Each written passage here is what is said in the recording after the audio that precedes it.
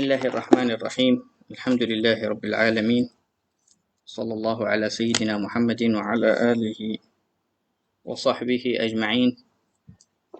نوينا التعلم والتعليم والتذكر والتذكير والنفع والانتفاع والإفادة والاستفادة والحث على التمسك بكتاب الله وسنة رسوله صلى الله عليه وسلم والدعاء إلى الهدى والدلالة على الخير ابتغاء وجه الله ومرضاته وقربه وثوابه.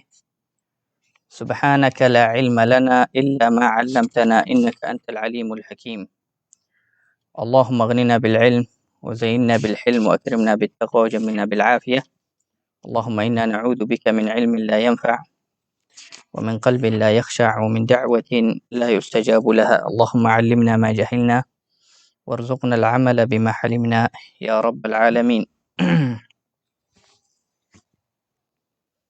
اللهم ارزقنا فهم النبيين وحفظ المرسلين وإلهام الملائكة المقربين. اللهم علمنا ما جهلنا وارزقنا العمل بما علمنا يا رب العالمين.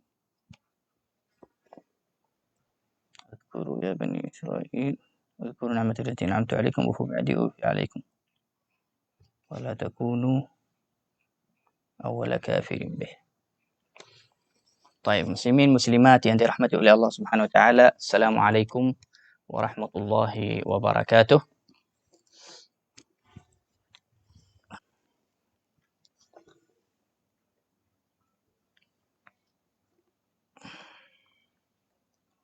Alhamdulillah, segala puji bagi Allah Subhanahu wa taala.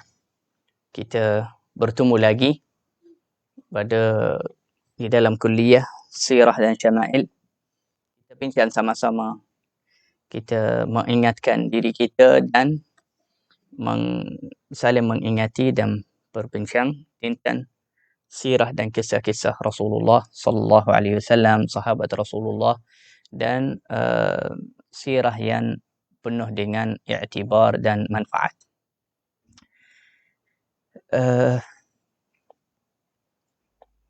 Dan kita masih juga bincang tentang tajuk orang Yahudi memusuhi Rasulullah sallallahu alaihi wasallam dan kaum muslimin. Orang Yahudi memusuhi Rasulullah sallallahu alaihi wasallam dan kaum muslimin. Dan ini adalah ujian umat Islam dan ujian untuk Rasulullah sallallahu alaihi wasallam dan sahabat setelah mereka berhijrah kepada Al-Madinatul Munawwarah. Maka walaupun sahabat Nabi dan Rasulullah dapat selamat daripada gangguan orang Quraisy yang di Makkah, tetapi mereka juga dapat gangguan dan khianat yang lagi halus dan lagi bahaya daripada golongan Yahudi yang duduk di Al-Madinatul Munawwarah. Dan kita sudah sebut beberapa kisah tentang gangguan dan musuhan orang Yahudi kepada Rasulullah sallallahu alaihi wasallam. Semalam kita cerita bagaimana cara seorang ketua di dalam Yahudi yang bernama Syas. Namanya Syas. Dia merasa dendam dan hasad kenapakah Al-Aus dan Al-Khazraj menjadi baik dan bersaudara. Dan kita dah bagi tahu bahawasanya Al-Aus dan Al-Khazraj ni sepanjang 100 tahun mereka tak pernah ada damai, tak pernah bersaudara. Selalu berang, selalu berselisih. Siapakah Al-Aus Al-Khazraj ni? Al-Ansar. Kita selalu dengar Al-Muhajirin dan Al-Ansar. Muhajirin tu sahabat yang berhijrah dari Makkah kepada Madinah. Al-Ansar siapa? Dua golongan besar. Al-Aus dan Al-Khazraj.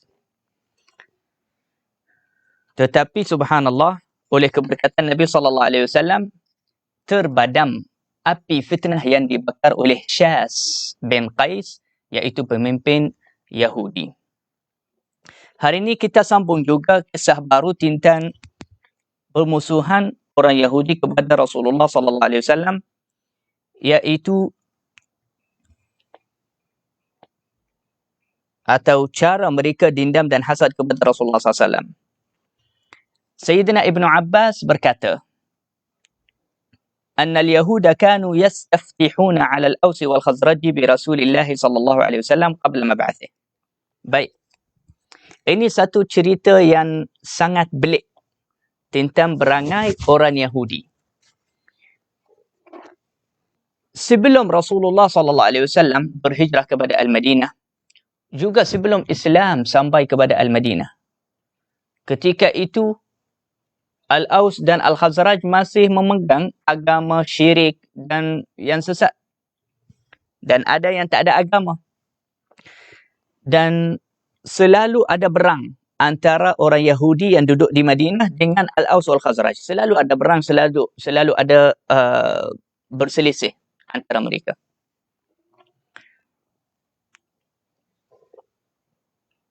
Orang Yahudi kadang-kadang mereka memohon kepada Allah Subhanahu wa taala dengan bertawassal dengan Nabi Muhammad sallallahu alaihi wasallam. Orang Yahudi ini sebelum Rasulullah sallallahu alaihi wasallam dibangkit sebagai nabi dan rasul.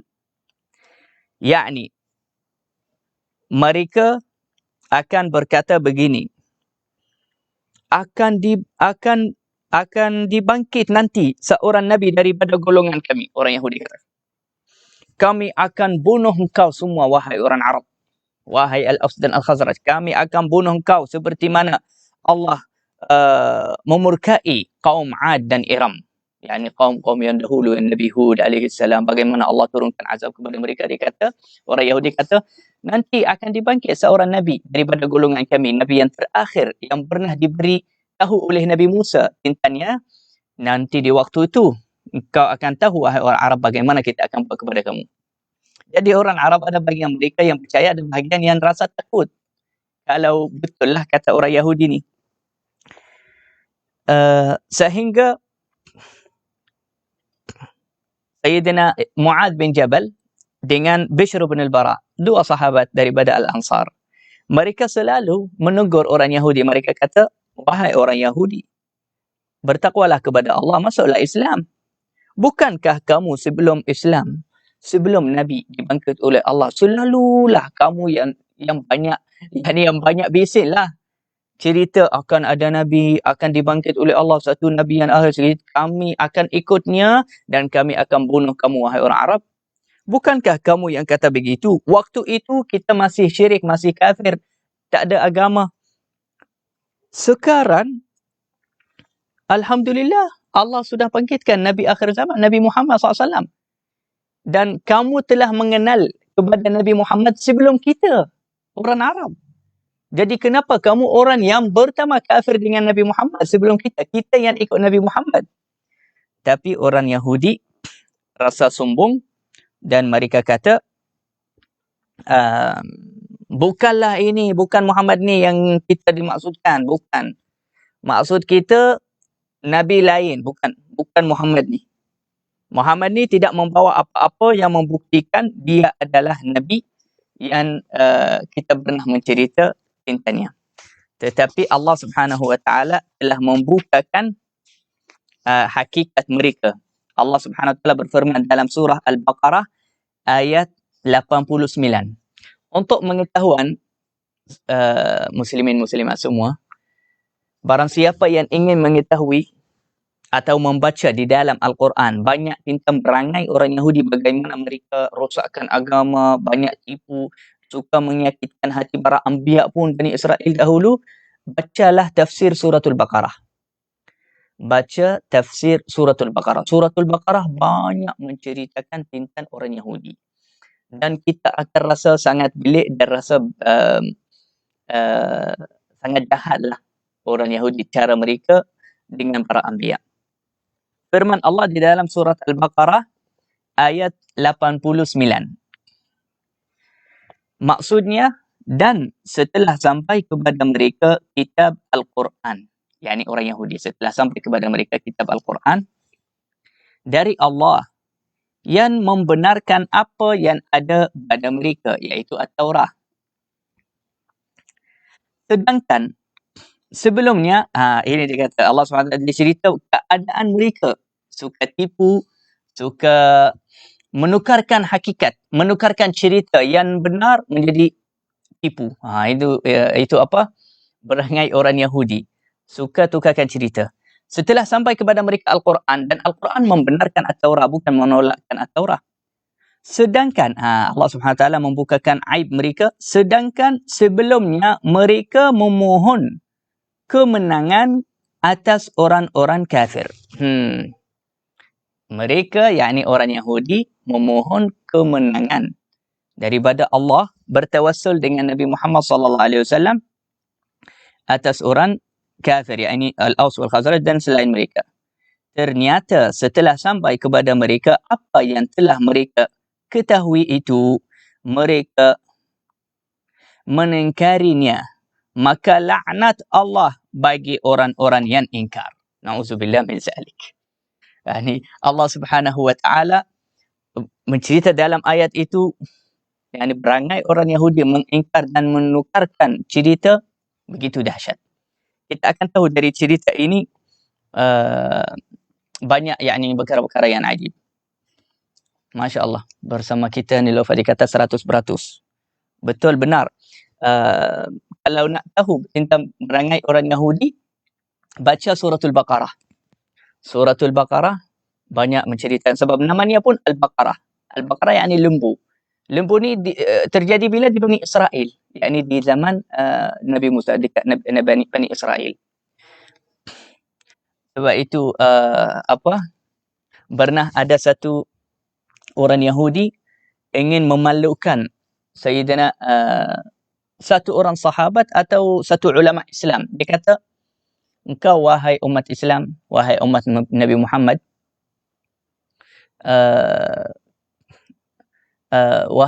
dia kata apa? Wahai kaum, wahai umat Islam, yakni disebut satu sahabat yang keturunan Quraisy. Dia kata, atuk-atuk kamu sangat bodoh. Jadi Muslim itu yang dikata kepada Yahudi, kenapa? Dia kata sebab atuk-atuk kamu minta daripada Rasulullah turunkan azab. Siapa tu yang berani minta azab daripada Nabi? Dan kamu wahai umat Nabi Muhammad membunuh cucu Rasulullah Al-Husain. Kamu ni teruk sangat. Yani Yahudi dia nak menang. Tapi ulama Islam itu bijak. Dia kata kepadanya, engkau diam sahaja wahai orang Yahudi. Kaki kamu belum lagi basah, belum lagi kering daripada laut yang dia keluarkan, yang dia lakukan mukjizat di depan kamu semua. Kamu baru keluar lepas Nabi Musa keluar mengetuk laut. Mukjizat yang kita semua tahu. Lepas Bani Israel keluar sahaja daripada sana dan nampak depan mata mereka Allah SWT hapuskan Nabi Fir'aun dan kaumnya. Mereka lepas keluar daripada sebelah sana, dari laut, mereka terus minta daripada Nabi Musa. Dia kata, wahai Musa, bagilah kita satu Tuhan. Mereka nampak sebuah kaum sembah batu. Mereka kata, buatlah satu Tuhan untuk kami seperti orang ini. Nabi Musa marah di waktu itu. Dia kata, subhanallah, Allah telah menunjukkan kamu beberapa ayat yang sangat-sangat tinggi, tapi tetap juga orang Yahudi mengingkari dan tidak mengaku tentang nikmat Allah Subhanahu wa taala itu. Jadi orang Yahudi sebelum Nabi sallallahu alaihi wasallam dibangkit oleh Allah, mereka selalu ada perang dengan kabilah-kabilah Arab yang lain. Kerana mereka selalu kalah di waktu perang. Sebab untuk mengetahui semua, orang Yahudi selalu pakar tentang fitnah, bisnes, yani Masya Allah, perkara ni tentang duit, tentang tipu, tentang semua ni, ini pakar. Tentang berang, betul-betul berani, tidak. Allah Subhanahu Wa Taala telah memberitahu hati mereka penuh dengan ketakutan. Hati mereka penuh dengan ketakutan.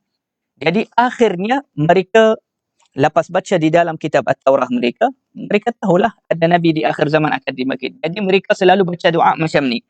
Allahumma inna nastansiruka bihaqqin nabiyil ummi. Ya Allah, kami memohon bantuan, kemenangan daripadamu ya Allah dengan keberkatan Nabi al-ummi, iaitu Nabi Muhammad SAW, yang engkau telah janji kami di dalam kitab At-Taurah, engkau akan bangkitkannya di akhir zaman. Ya Allah, menangkanlah kami. Selalu kalau mereka di waktu perang dengan orang kafir, mereka akan baca doa ini. Jadi, setiap kali mereka baca doa itu, Allah menangkan mereka oleh keberkatan Nabi Muhammad SAW. Mereka selalu menang. Yakni sebenarnya mereka kena rasa hutang budi banyak kepada Nabi Muhammad SAW.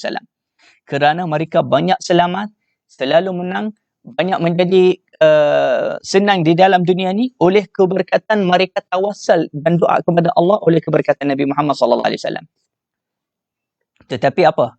Bagaimana balasan mereka kepada Rasulullah? Iaitu selepas Rasulullah SAW dibangkit oleh Allah, mengajak mereka masuk Islam, mereka kata, bukanlah kamu Nabi kita.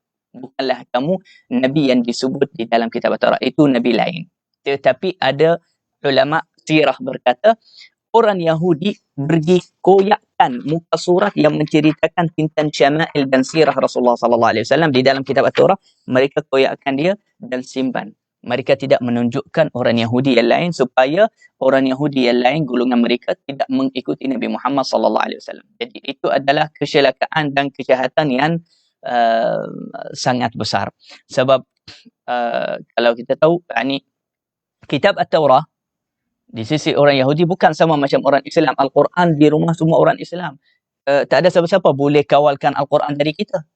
Semua orang Islam boleh baca Al-Quran. Kalau di golongan orang Yahudi, mereka macam ada pemimpin. Dialah yang membaca At-Taurah, dia yang memegang At-Taurah. Jadi, kalau masyarakat biasa, mereka kadang-kadang tak tahu apa ada di dalam At-Taurah, kecuali yang disampaikan oleh pemimpin mereka. Jadi pemimpin mereka orang yang berdusta, orang yang tipu, orang yang khianat. Selalu menyampaikan kepada masyarakat yang tidak betul. La ilaha illallah Muhammadur Rasulullah sallallahu alaihi wasallam.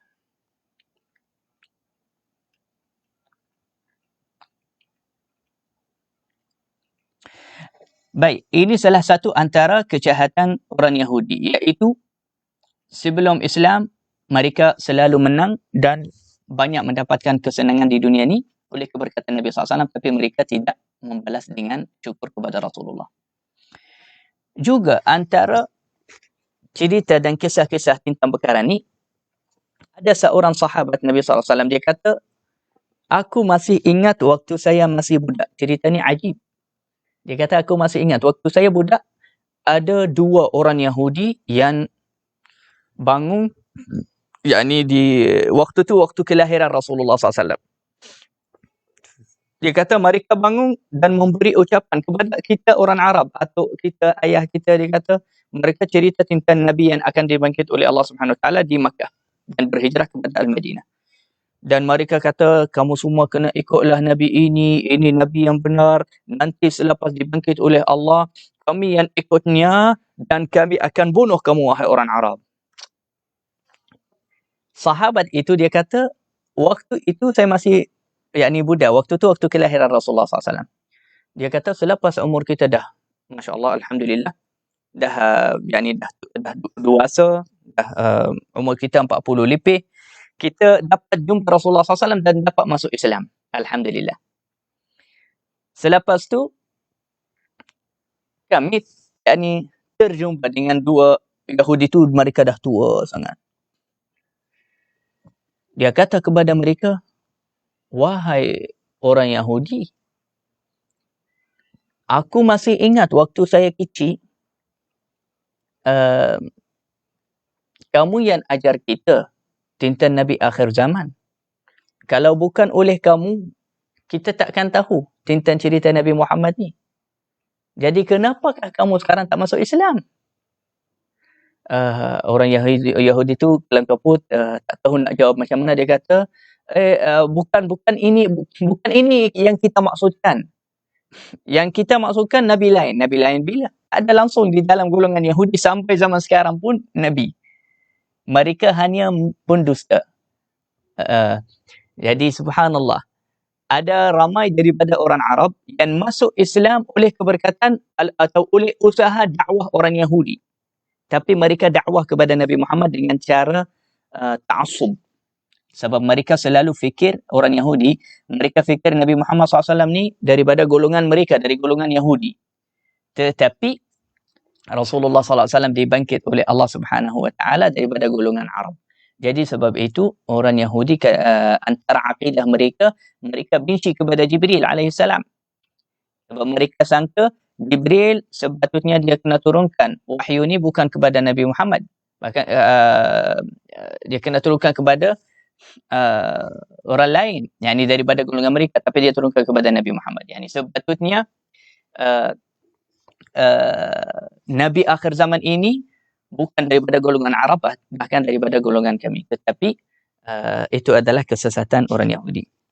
Baik, antara cara orang Yahudi mengganggu Rasulullah sallallahu alaihi wasallam iaitu selalu orang Yahudi datang bertemu dengan Rasulullah untuk bertanya. Tetapi bertanyaan mereka itu bukan kerana nak belajar atau nak tahu. Bukan dengan niat mencari hakikat atau mencari ilmu.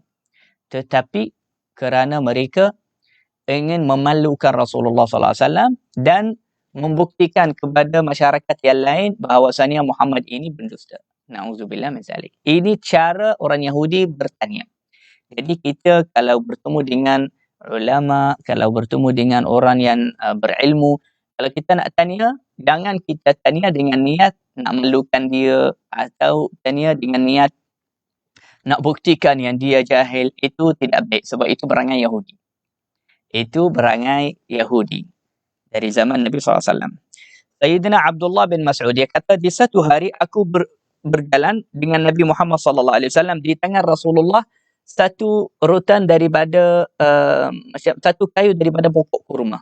Satu kayu dari pokok kurma bersandar kepadanya.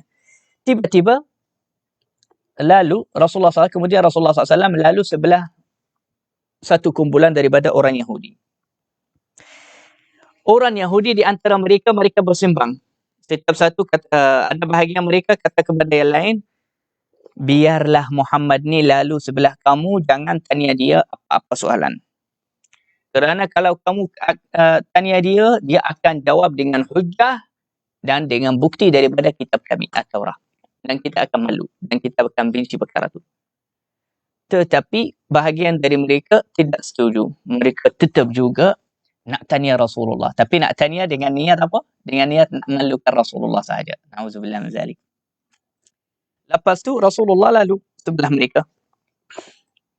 Mereka kata, Ya Abul Qasim, wahai Abul Qasim, yakni Rasulullah SAW. Atau wahai Muhammad, marruh. Apa dia ruh itu? Ruh. Apa itu ruh? Ditanya Rasulullah, orang Yahudi. Mereka tanya Rasulullah, apa itu ruh? Dan mereka di sisi orang Yahudi, yakni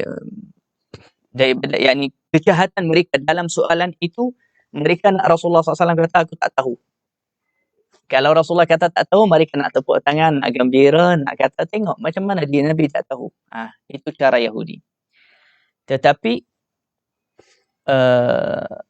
dan mereka tanya soalan ini tentang ruh kerana berkataan ruh ini maksudnya banyak.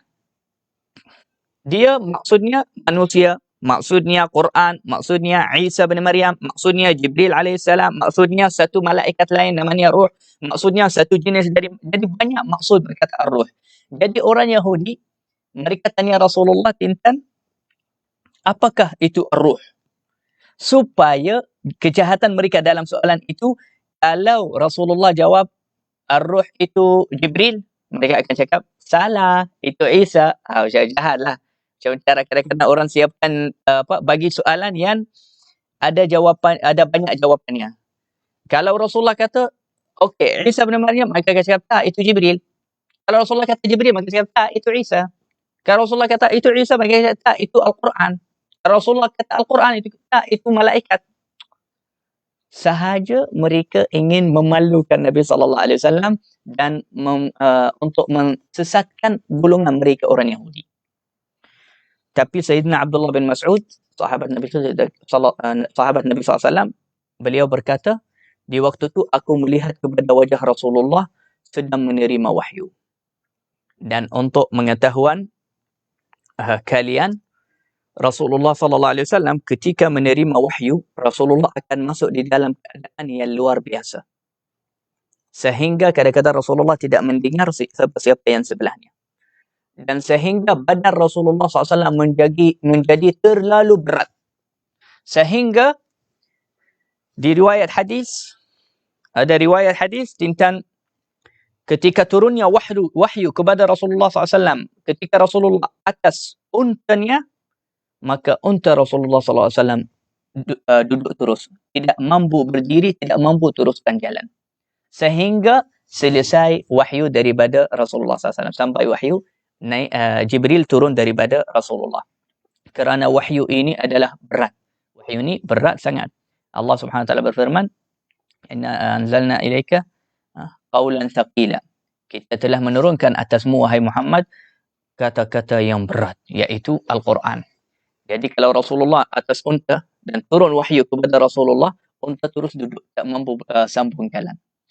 Jadi di waktu itu turunnya wahyu kepada Rasulullah. Abdullah bin Mas'ud, sahabat Nabi, mereka dah tahu kalau muka Rasulullah dah mula macam ni, itu maknanya sekarang Rasulullah sedang menerima wahyu. Lepas Rasulullah telah menerima wahyu daripada Allah, tentang jawapan kepada soalan, itu jawapan kepada soalan Yahudi yang mereka kata, apakah itu ar-ruh? Maka Allah Subhanahu Wa Taala berfirman, "Yas'alunaka 'anir ruh." Wahai Muhammad, mereka tanya kamu tentang ruh. Qul, katalah wahai Muhammad kepada mereka, ar-ruhu min amri rabbi. Ar-ruh itu daripada perkara-perkara yang dicipta oleh Allah Subhanahu Wa Taala, daripada arahan-arahan Allah atau daripada penciptaan Allah Subhanahu Wa Taala. Jadi jawapan ini keluar sesuai kepada semua maksud-maksud ar-ruh. Subhanallah.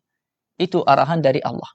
Semuanya, Jibril, Quran, Isa bin Maryam, malaikat yang lain, apa-apa yang ada di dalam maksud ar-ruh, jawapan itu sesuai. Maka jawapan itu menutupkan mulut orang Yahudi itu.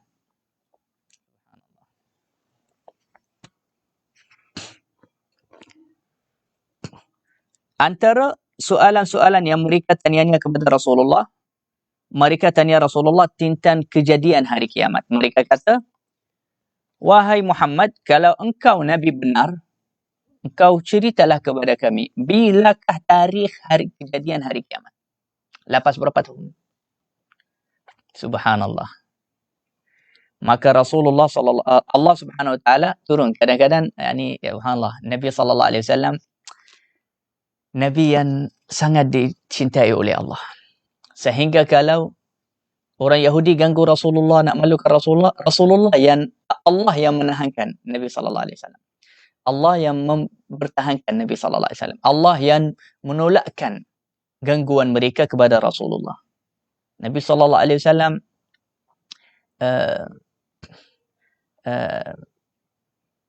tak tahu nak kata macam mana. Macam dimanjakan oleh Allah Subhanahu Wa Taala. Sehingga hatta orang kafir yang ingin menghinakan Rasulullah tentang perkara biasa pun, Allah yang jawab kepada mereka. Ada satu orang kafir, dia kata Muhammad abtar. Allah jawab kepadanya, inna syani'aka huwal abtar. Allah yang jawab. Nabi SAW tak pernah jawab. Nabi SAW selalu tak jawab kepada orang kafir, kepada orang Yahudi, kepada siapa-siapa. Mereka hina Rasulullah, mereka macam-macam mereka sebut kata yang tak baik kepada Rasulullah. Rasulullah diam, dan Allah yang turunkan wahyu balas kepada mereka. Itu daripada khususiyah Nabi Muhammad sallallahu alaihi wasallam. Jadi mereka tanya Rasulullah, bilakah kejadian hari kiamat? Boleh je Rasulullah kata aku tak tahu. Dan itu tidak membuktikan apa-apa Rasulullah bukan Nabi. Allah Subhanahu Wa Taala turunkan ayat ini, wa yas'alunaka 'anis saa'ah, dan mereka bertanya kepada kamu tentang as-saa'ah, yakni hari kiamat. Ayyana mursaha, bilakah kejadiannya? Qul innama ilmuha 'inda rabbi. Katalah, ilmu kejadian hari kiamat, yani tarikh hari kiamat, 'inda Allah, 'inda rabbi, di sisi Tuhan aku. Yani hanya Allah sahaja yang mengetahui bilakah kejadian hari kiamat. Sebenarnya sahabat Nabi SAW yang bernama Ibnu Abbas, beliau berkata, tintan bila kejadian hari kiamat, tintan hakikat ruh ini apa dia, sebenarnya kalau Rasulullah SAW ingin mengetahui apa hakikatnya, dia boleh dapat. Tapi Rasulullah SAW adabnya tinggi. Jadi Rasulullah tak minta itu dari Allah. Yani sekiranya kalau Rasulullah ingin dan minta daripada Allah, ya Allah, aku nak tahu tarikh berapa tahun selepas aku meninggal akan jadi hari kiamat, Allah boleh bagi kepada Rasulullah. Kerana Allah sayang kepada Nabi. Allah telah memberikan kepada Rasulullah naik kepada Sidratul Muntaha dan ke atas dan melihat kepada zat Allah. Apa yang lagi besar dari itu? Untuk hanya mengetahui bila hari kiamat, ini bukan perkara besar pun. Allah boleh memberikannya kepada Rasulullah. Kerana Allah telah memberikan kepada Rasulullah di dunia perkara yang paling besar di dunia dan di akhirat. Hatta di akhirat tidak ada perkara yang lagi besar daripada melihat kepada zat Allah Subhanahu Wa Taala. Yang mana memberian itu atau khususiyah itu hatta Nabi Musa tidak diberikan walaupun dia pernah minta. Nabi Musa AS pernah minta dari Allah, ingin melihat kepada zat Allah. Allah tidak memberikan. Tapi Allah telah memberikannya kepada Rasulullah. Jadi setakat sahaja mengetahui bila hari kiamat, perkara ni kecil sahaja di sisi Rasulullah. Sebab itu Rasulullah hatta tidak memintanya. Sebab itu Sayyidina Abdullah bin Abbas, dia menjelaskanlah, dia kata Rasulullah, Allah tidak menunjukkan Nabi SAW bila hari kiamat, bukan kerana perkara itu lagi besar daripada Rasulullah. Bahkan Rasulullah boleh sahaja mendapatkan itu. Tapi Rasulullah SAW tidak memintanya. Daripada adab Nabi SAW. Nabi SAW adabnya selalu tinggi. Qul innama ilmuha 'inda rabbi. Baik. Ada satu kisah lagi tentang orang Yahudi memusuh kepada Nabi SAW. Kisah dua orang Yahudi. Ulama. Dua orang Yahudi yang luas ilmu mereka tentang kitab At-Taurat, tentang agama, tentang sejarah. Mereka datang menuju kepada Nabi SAW. Ajib sangat cerita ni. Mereka kata, ya Muhammad, di dalam Al-Quran, so Yahudi pun mengajar Quran. Mereka baca Al-Quran juga, orang Yahudi. Mereka kata, di dalam Al-Quran kamu ada walaqad atayna Musa 9 ayatin bayinat. Maksudnya, kami telah memberi kepada Musa 9 ayat yang nyata, yang jelas. Apakah 9 ayat itu? Itu Nabi kita, Nabi Musa. Kalau kamu Nabi betul, wahai Muhammad, ceritalah kepada kita. Apa 9 ayat itu? Maka Nabi SAW dengan segera, dengan terus, dia kata, 1, jangan bersyirik. 2, jangan zina. 3, jangan bunuh orang tanpa berhak. 4, jangan curi. 5, jangan menjadi penyihir. Jangan menggunakan sihir. Sebab sihir ini paling tinggi dekat golongan orang Yahudi. Orang Yahudi paling pakar tentang sihir. 6, jangan fitnahkan orang yang, jangan menuduh orang yang bersih di sisi seorang sultan. Yani jangan fitnahkan satu orang yang tak salah di sisi orang sultan, yang di sisi kerajaan, di sisi raja, di sisi macam tu, tuduhkan dia bahawa dia dengan zalim. 7, jangan makan riba. 8, jangan menuduh perempuan yang bersih dia adalah berzina. Na'udzubillah min zalik. Itu juga antara hatta di dalam Islam pun, hatta di dalam Islam antara dosa besar jika orang menuduh seorang perempuan dia berzina tapi dia bukan berzina. Itu namanya qadhaf. Itu namanya qadhaf. Di dalam hukum syariat, di dalam fiqh mazhab Syafi'i pun, orang yang menuduh perempuan qadhaf dia kata dia berzina tapi dia bukan berzina, dia tak ada bukti, dia kena rutan hudud. Dia kena rutan atau dia kena dibanjara atau saman. Jadi perkara tu hatta di dalam syariat Islam. Jadi dan Rasulullah SAW dia kata wa'alaikum ya Yahud. Ayat yang ke-9 yang terakhir iaitu khas untuk kamu wahai Yahudi. Apa dia? Dia kata la ta'tadu fi sabt. Di hari Sabtu tak boleh buat kerja, tak boleh cari rezeki, tak boleh buat apa-apa di hari Sabtu. Maka dua orang Yahudi itu mereka ulama, mereka tahu perkara tu. Di waktu tu mereka tidak menahankan diri, mereka terus turun mencium tangan dan kaki Rasulullah sallallahu alaihi wasallam. Subhanallah. Dua ulama Yahudi itu. Mereka terus turun cium tangan dan kaki Rasulullah sallallahu alaihi wasallam. Mereka berkata, "Nashhadu annaka nabi." Kami bersaksi bahawasanya kamu adalah nabi. Sebab 9 ayat itu tidak ada siapa-siapa yang mengetahuinya. Maka bila mana kamu cerita ni di zaman sekarang, kami bersaksi kamu betul Nabi. Sebab perkara ni khas untuk kita orang Yahudi. Maka Nabi SAW merasa biliklah dengan perbuatan mereka. Sampai cium tangan, cium kaki dan mereka dah lafazkan. Bersaksi kamu Nabi. Nabi SAW dia kata, jadi apa yang menghalangkan kamu masuk Islam? Itu je yang kamu boleh buat. Cium tangan, kaki, cakap benar, betul lah kamu Nabi, betul lah kamu hebat. Itu je. Masuk Islam. Apa yang menghalangkan kamu berdua ni masuk Islam? Mereka jawab, nakhafu in aslamna an taqtulana al-yahud. Minta maaf wahai Muhammad. Mereka kata, minta maaf. Kami takut. Kalau kami masuk Islam, kami akan dibunuh oleh orang Yahudi. Kerana ta'assub mereka tentang agama mereka. Dan dendam mereka kepada agama Rasulullah, kepada agama Islam. Dan subhanallah, sampai zaman sekarang, golongan yang paling susah masuk Islam, Yahudi. Dan orang Yahudi yang nak masuk Islam, dia mesti kena lari daripada golongannya atau daripada orang yang Yahudi, ini dari orang Yahudi. Dia mesti kena lari jauh barulah dia masuk Islam.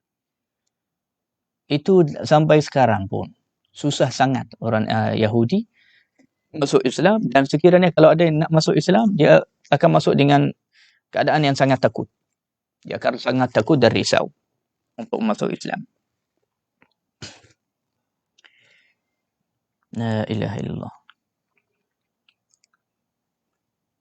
Kisah lain.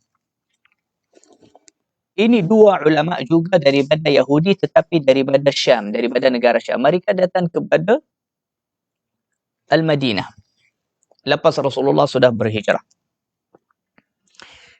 Dan dua ulama ini daripada orang Yahudi, mereka belum lagi sampai kepada mereka berita bahawasanya ada satu orang daripada golongan Arab mengaku dirinya Nabi. Yakni cerita Nabi Muhammad SAW belum lagi sampai kepada mereka. Lepas mereka masuk kepada Al-Madinah, mereka tengok, mereka cek, mereka pandang kepada Al-Madinah, mereka kata, alangkah miripnya, alangkah sama sangat kota ini dengan kota yang dicerita di dalam kitab-kitab Taurah yang Nabi akhir zaman akan berhijrah kepadanya. Mereka kata, kota yang penuh dengan pokok kurma, inilah dia. Ini sangat macam Al-Madinah yang akan Nabi akhir zaman akan berhijrah kepadanya. Lepas tu mereka sambung, jumpalah saudara mereka, kawan-kawan mereka daripada golongan Yahudi. Lepas mereka bertemu dengan orang Yahudi di Al-Madinah, orang Yahudi yang di Al-Madinah telah memberitahu juga kepada mereka bahawasanya baru sampai kepada kota kita ini seorang lelaki yang mengaku dirinya Nabi. Namanya Muhammad, daripada Makkah. Maka dua ulama daripada Yahudi ni tak sabar, terus gerak pergi kepada Rasulullah SAW. Mereka kata ada. Yakni apa, nasib baik kita datang di zaman Nabi akhir zaman.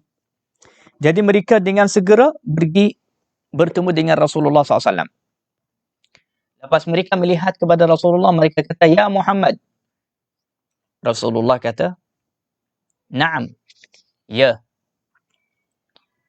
Mereka dua ulama Yahudi berkata, nas'aluka mas'alatan in akhbartana biha amanna bika. kami akan bertanya kepada kamu satu soalan sahaja, satu perkara. Kalau kamu jawab betul-betul, kami akan beriman kepada kamu, akan percaya kamu.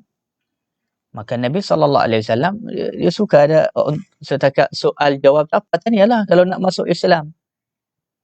Is'alani. Tanyalah kepada saya. Apa soalan itu? Mereka kata, akhbirna an a'zami syahadati fi kitabillah ta'ala.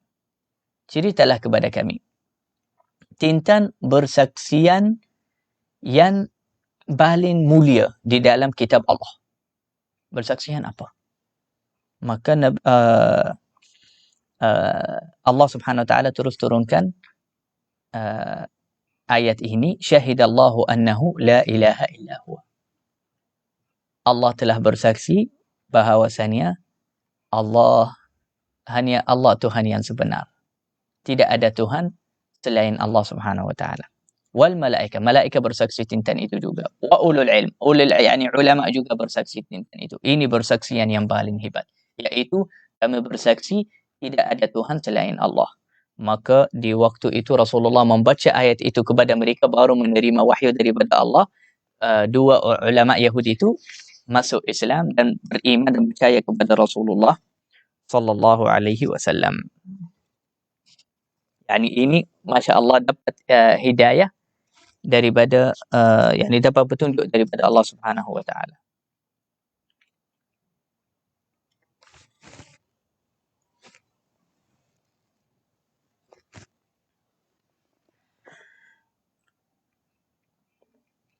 La ilaha illallah Muhammadur Rasulullah sallallahu alaihi wasallam. Antara cerita juga yang mereka yang terjadilah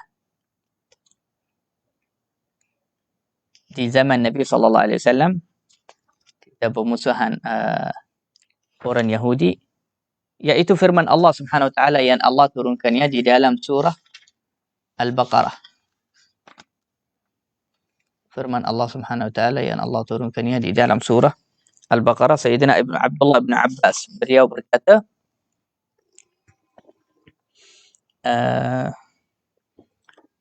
ayat itu menceritakan tentang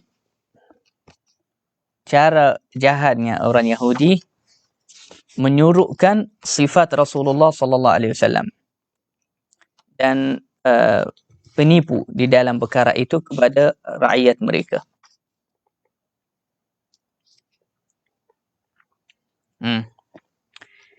Ini ya Bani Israel, ayat yang ke-40. Ayat yang ke-40 dari surah Al-Baqarah. Wahai Bani Israel, ingatlah nikmatku yang telah aku berikan kepadamu. Sebab Allah Subhanahu wa taala banyak memberikan nikmat kepada Bani Israel, yakni kepada Bani Israel, kaum Nabi Musa. Tapi mereka tak pernah bersyukur. Setiap kali dapat nikmat, mereka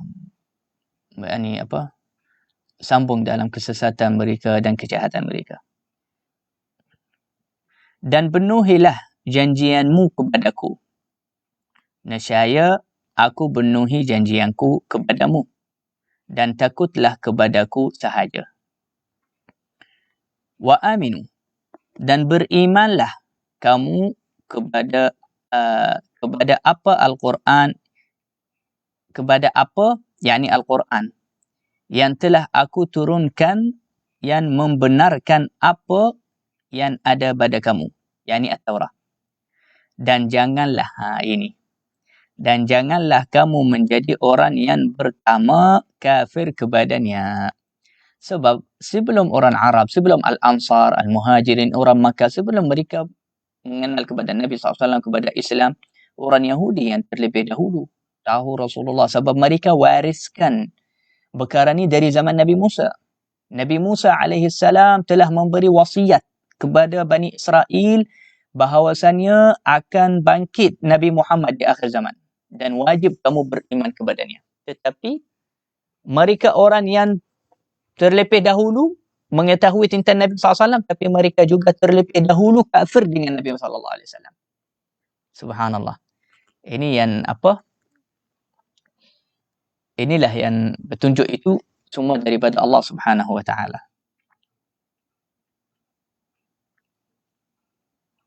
Wala takunu awwala kafirin bih. Dan janganlah kamu menjadi orang yang pertama kafir kepadanya. Dan janganlah kamu menjual ayat-ayatku, yakni Al-Quran, ya Taurah, dengan harga yang murah dan bertakwalah hanya kepadaku. Subhanallah. Dan janganlah kamu campur al-haq, campurkan kebenaran dengan kebatilan.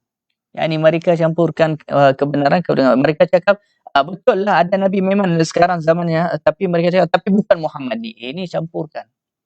Macam mana? Kamu kata di zaman sekarang. Okey, kalau di zaman sekarang kenapa tak ada? Kalau bukan Nabi Muhammad, siapa lagi? Tak ada. Tak ada Nabi lain. Yani sangat jelas tipu mereka. Dan mereka sendiri yang memberitahu dan mereka yang viralkan. Mereka dengan bahasa sekarang, mereka yang viralkan di masyarakat Arab semua waktu kelahiran Rasulullah dan waktu Rasulullah menerima wahyu. Waktu tu mereka yang viralkan di masyarakat Arab semua. Inilah zaman akhir, Nabi akhir zaman. Dah lahir, ini waktunya. Dan dia akan dibangkit sekejap lagi. Apa Rasulullah dibangkit? Mereka cakap, bukan ini, bukan ini. Ini tipu yang sangat jelas. Dan mereka tak boleh lari dari tipu tu sebab mereka yang kata ini zamannya. Jangan campurkan kebenaran dengan kebatilan. Dan janganlah kamu sembunyikan kebenaran. So mereka sembunyi, mereka bagi koyakkan ayat Quran, ayat Taurah yang menceritakan tentang sifat Nabi SAW. Dan janganlah kamu sembunyikan kebenaran sedangkan kamu mengetahui. Mereka sangat mengetahui bahawasanya Nabi SAW. Sebab itu ada seorang Yahudi yang sangat alim dan dia juga sahabat Nabi SAW. Namanya Abdullah bin Salam. Namanya Abdullah bin Salam. Abdullah bin Salam ini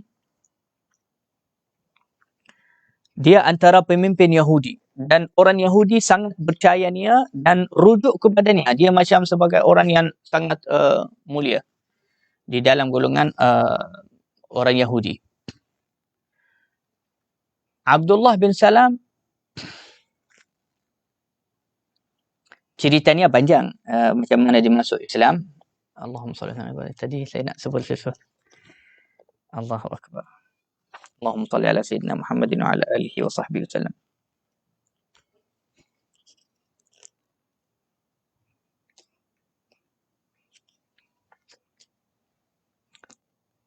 Ya, Abdullah bin Salam dialah yang membukakan hakikat orang Yahudi di waktu itu. Walaupun mereka ingin sembunyikan perkara itu, tetapi Abdullah bin Salam, dia dari ulama Yahudi, dia kata kepada Rasulullah, "Ya Rasulullah, demi Allah,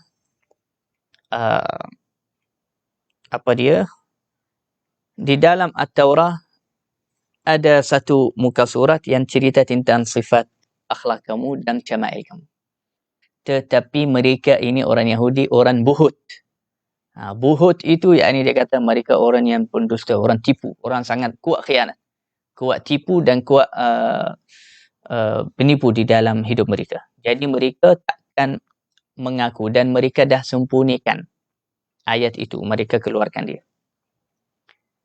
Hatta di satu hari Abdullah bin Salam dia suruh orang Yahudi depan Rasulullah, dia kata baca Taurat depan mataku. Sebab Taurat bukan dalam bahasa Arab, jadi Rasulullah pun hatta kalau bahasa Arab Rasulullah tak boleh baca. Jadi mereka dibaca, nanti dia buat macam ni, dia tutup tangannya atas ayat yang menceritakan tentang Nabi SAW. Orang Yahudi itu jahat. Jadi Abdullah bin Salam dia kata, angkatlah tangan kamu ayat di sini. Sebab Abdullah bin Salam alim, dia hafal semua Taurat. Dia kata, angkat tangan kamu, jangan tutupkan dia. Ini dia. Nanti dia cerita, dia baca di dalam bahasa Yahudi, dia kata, ini sifat kamu ya Rasulullah. kamu ada di dalam sifat ini. Jadi Rasulullah selalu juga kalau bertemu dengan Yahudi, khususnya yang berilmu lah, dia tanya mereka, dia kata, aku bersumpah atas kamu. Kamu kena jawab dengan benar. Bukankah sifat aku ada di dalam kitab kamu? Ramai daripada orang Yahudi tidak mengaku. Pendusta, tipu. Mereka cakap, tak ada. Itu sifat orang lain, bukan sifat kamu.